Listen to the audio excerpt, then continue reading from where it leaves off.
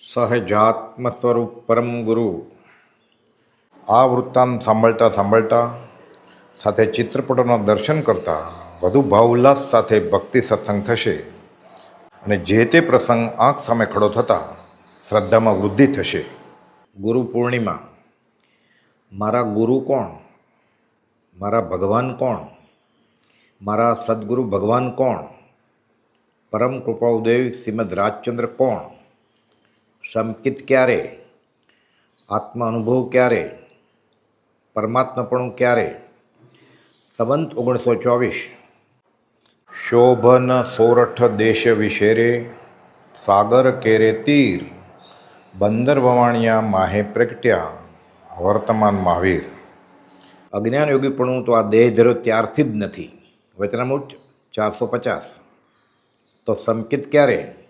વચનામૃત 485માં કહે છે કે આ દેહ અને તે પ્રથમનો બોધબીજ હેતુવાળો દેહ, તેમાં સંસારનું સ્વરૂપ જ્ઞાને કરીને વેદ્યું છે. સંકિત લઈને જ આવ્યા છે. સંવંત 1928. 4 વર્ષની ઉંમરે કહે છે, બા, મારું નામ રાયચંદ, લક્ષ્મીનંદ નહીં. પૂર્વભવે પણ શ્રીમદ રાજચંદ્ર નામના આચાર્ય હતા. ઈડર સ્મશાનની બાજુએ આવેલ સમાધિ છત્રીમાં કોતરાયેલ છે શ્રીમદ રાજચંદ્ર નામ કે આચાર્ય વગેરે. સંવંત 1931. સંવંત 1931 આવ્યો અપૂર્વ અનુસાર રે. જાતિફરણ જ્ઞાનની ઉત્પત્તિ. 7 વર્ષની વય વિશે પ્રિયજન મરણ વિચાર. પ્રેરે પ્રશ્ન અપૂર્વ, શું જન્મ મરણ સંસાર? ચિત્તા બલતી દેખીને જાગ્યા કયો સંસ્કાર? ચિતાકાળની ચિંતના ચેતવણી દેનાર. ધારાએ વૈરાગ્યની કરે કર્મપટ દૂર. પ્રગટ્યું જાતિ સ્મરણ ત્યાં વધ્યું જ્ઞાન જળપુર.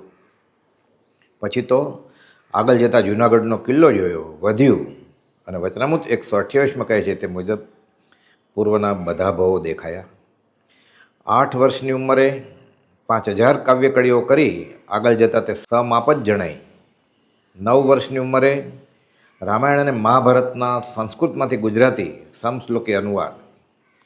10 વર્ષની ઉંમરે આત્માની અનંત શક્તિનો ઉઘાડ. કચ્છના 2 ભાઈઓનો પ્રસંગ. આવો માલસીભાઈ, આવો હેમરાજભાઈ. અવધાન. સંઘપટક ગ્રંથની ગાથાના અડાવળા અક્ષરો શબ્દોને ગોઠવી અને મૂળ શ્લોક બનાવ્યો. અને ધારસીભાઈને આ ઉંમરે મોતના હુમલાથી બચાવ્યા. 11 વર્ષની ઉંમરે વૈરાગ્યસભર લેખ લખતા અને તે ચોપાનિયા પણ છપાવતા. 14 વર્ષની ઉંમરે મોરબીમાં વસંતબાગમાં અને બીજે દિવસે જાહેરમાં ઉપાશ્રયમાં અવધાન પ્રયોગ.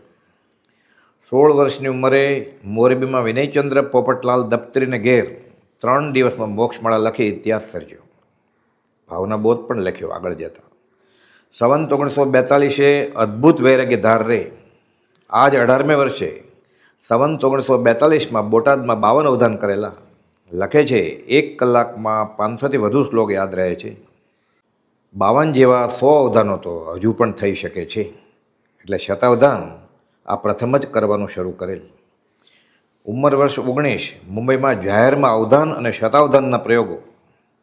અને 19મું વર્ષ પૂરું થતાંમાં જાહેરમાં અવધાન પ્રયોગને તિલાંજલિ. પરદેશ જવાનું આમંત્રણ ઠોકરાયું. અનાર્ય પ્રદેશમાં આર્ય આચાર વિચારથી રહી શકાય નહીં. 20 વર્ષની ઉંમરે ગૃહસ્થાશ્રમ પ્રવેશ. પોતાની દશા સર્વજ્ઞ સમાન, બીજા મહાવીર સદૃશ. ભવના ફેરા ઉકેલવા, લગ્નના ફેરા ફેર્યા. યુગ પુરુષનું છેલ્લું ભોગવલી કર્મ. 21 વર્ષની ઉંમરે લગ્ન બાદ શુદ્ધ ઉપયોગની જો પ્રાપ્તિ થઈ તો પછી તે સમયે સમયે પૂર્વ ઉપાર્જિત મોહનીને ભસ્મીભૂત કરી શકશે. એ અનુભવગમ્ય પ્રવચન છે એમ લખે છે. 22 વર્ષની ઉંમરે લિંગદેહજન્ય જ્ઞાન. વચનામૃત 116માં ખુલાસો. સામેવાળાની મરણતિથિ પણ અગાઉથી જાણે. 23 વર્ષની ઉંમરે સંવંત 1947 સંકિત શુદ્ધ પ્રકાશ્યું રે. માહવત ત્રીજ ગુરુવાર સંવંત 1947. સાક્ષાત અનુભવ પ્રાપ્તિ. વચનામૃત 201. ત્યારબાદ સંસારનું ઝેર ઉતારવાના મંત્રસમા 20 દોહા, યમ નિયમ વગેરે પદોની રચના. સંવંત 1948. 24 વર્ષની ઉંમર ચાલુ. વચનામૃત 255. અમે દેહધારી છીએ કે કેમ તે સંભાળીએ ત્યારે માંડ જાણીએ છીએ. અશરીરી ભાવે જીવી રહ્યા છે. પોતે હરિ છે, પરમાત્મા છે, 8 વાર લખી બેઠ્યો. ભાવને સિદ્ધ દશા, અશરીરી ભાવે સ્થિત. વચનામૃત 411. 25 વર્ષની ઉંમર, ચિત્તના મુક્તપણાની નિશ્ચલ દશા, એક ધારી 9 મહિનાથી. વચનામૃત 400. સંવંત 1950, 6 પદનો અમૃત પત્ર. વચનામૃત 493નો ઉદ્ભવ પૂજ્ય પ્રભુજીની વિનંતીથી. સંવંત 1952, વચનામૃત 680, પરમાત્મા દશા હાંસલ કર્યા બાદ સહજાત્મ સ્વરૂપ પરમગુરુ મંત્ર, મૂળ માર્ગ સાંભળો જીનનો રે અને 14 પૂર્વના સારરૂપ, ગણધરવાદ, આત્મપ્રવાદ, આત્મતિથિ શાસ્ત્રની રચના એકી બેઠકે 1.5 કલાકમાં પૂજ્ય સૌભાગભાઈની વિનંતી અને પૂજ્ય પ્રભુશ્રીજીની ભાવનાથી. અહીં લાખ વાતની એક વાત, સારનો સાર, સહજાત્મ સ્વરૂપ પરમગુરુ મંત્ર અને આત્મતિથિ શાસ્ત્ર પરમાત્માએ સ્વયં આપેલ છે. સંવંત 1953, અપૂર્વ અવસર પદની રચના, ધન્યરે દિવસ આહો, આ અરસામાં જ હાથ નોંધની ડાયરીમાં. સંવંત 1954, વસો ક્ષેત્રે પૂજ્ય પ્રભુશ્રીજીને શુદ્ધ સંકિતની પ્રાપ્તિ, જગતજીવો માટે આજ્ઞા ભક્તિનું પ્રદાન. સંવંત 1955, ઈડર ક્ષેત્રે તીર્થંકર જેવા અતિશયો, વાઘસિંહ બાજુમાં આવીને બેસે, સિદ્ધ સદૃશ દશા, મુનિઓ સમક્ષ ખુલાસો. સંવંત 1956, પાર્શ્વનાથ જેવી પોતાની દશા અંગે ભાઈ પોપટલાલ મહોકચંદને ચિત્રપટ આપતા ખુલાસો. આ જ આરસામાં પોતાને વજ્ર ઋષભ નારાયણ સેંગણ છે તેનો પણ ભાઈ સોમચંદ માસુખરામને ખુલાસો. સંવંત 1957, ભાઈની અવશ્ય વિશેષ ઉત્તમ ગતિ છે. ભાઈ મનસુખને, મનસુખ, હું બીજી માને રોડાવીશ નહીં. અહીં જ બીજા રામ, બીજા મહાવીર છે, વિતરાગ છે, વિદ્યમાન વીર છે, સર્વ પ્રકારે સર્વજ્ઞ છે, પરિપૂર્ણ સ્વરૂપ પ્રાપ્તિના ધારક છે. ભગવાન પાર્શ્વનાથ જેવી દશા છે તે દેહ મૂકી હવે જાય ક્યાં? સ્વરૂપે રહી શાંતતા શાંતિ નામે, બિરાજ્યા મહાશાંતિ આનંદ ધામે, સહજાત્મ સ્વરૂપ પરમ ગુરુ. કેવી દશા હતી? પરમેશ્વર જેવી દશા હતી. અમે દેહધારી કે કેમ સંબંધ મોડ જાણીએ છીએ. સાધુને ભગવાન હતા, કૃપાદેવ ભગવાન જ છે. ઓછું માનશું તો પાપમાં પડશો. તમારી પાસે કયું માપ છે? એને પોતે કહ્યું, પરમાત્મા સ્વરૂપ થયા છીએ. તમે કાયમ માપે કહો છો નથી થયા. આ તો સાચો પુરુષ છે, એને શરણાપુર કલ્યાણ છે. જન્મ્યા ત્યારથી ભગવાન હતા. અજ્ઞાન યોગી પણ તો આ દેહ ધર ત્યારથી નથી.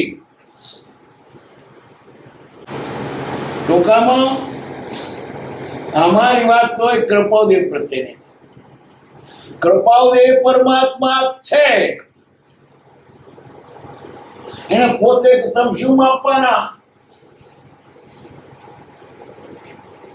દેહધારી કે સમગ્ર મોડ જાણીએ છીએ. શરીર છે એને મોડ જાણીએ છીએ. આ વચનો જીનાગમન છે. આગમત છે, જીનાગમત છે. રાગ દ્વેષ અજ્ઞાન રહિત પણ લખાય માટે સેવનીય છે. અરે વચ્યું કયું? હૃદય ભાવિના હૃદયમાં આ વાત હતી. પુસ્તકમાં નહીં, હૃદયમાં. ભાવિના હૃદય વાત કહેવાનો મળે આપણને. આ વચનો ભગવાનના વચનો છે, એના હૃદયમાંથી નીકળેલો છે.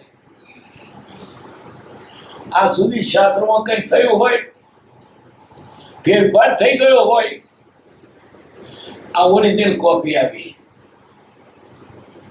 આ ઓરિજિનલ કોપી આવી. આના વડે તમારા સર્વ ભૂલ સુધારી લેજો. અનંત 24 ગઈ, જીન અનંતા કરોડ થઈ ગયા. મને કોઈ મળ્યા નહીં. મળ્યા તો હું ઓળખ્યો નહીં. કેમ કે ઓળખાવનાર કોઈ શુદ્ધ સંત કે સદગુરુ મળ્યા નહીં. આ હળહળતા કળિયુગમાં દુષ્યમ કાળે સદદેવ અને સદધર્મનું ઓળખાણ કરાવનાર એવા સદગુરુ ભગવાન મળ્યા. અનંત કાળથી આથડ્યો ન મળ્યા શુદ્ધ ગુરુ સંત. દુષ્યમ કાળે તું મળ્યો રાજનામ ભગવંત. હવે તેમાં જ મગ્ન થાવ, મગ્ન રહો સહજાત્મ સ્વરૂપ પરમ ગુરુ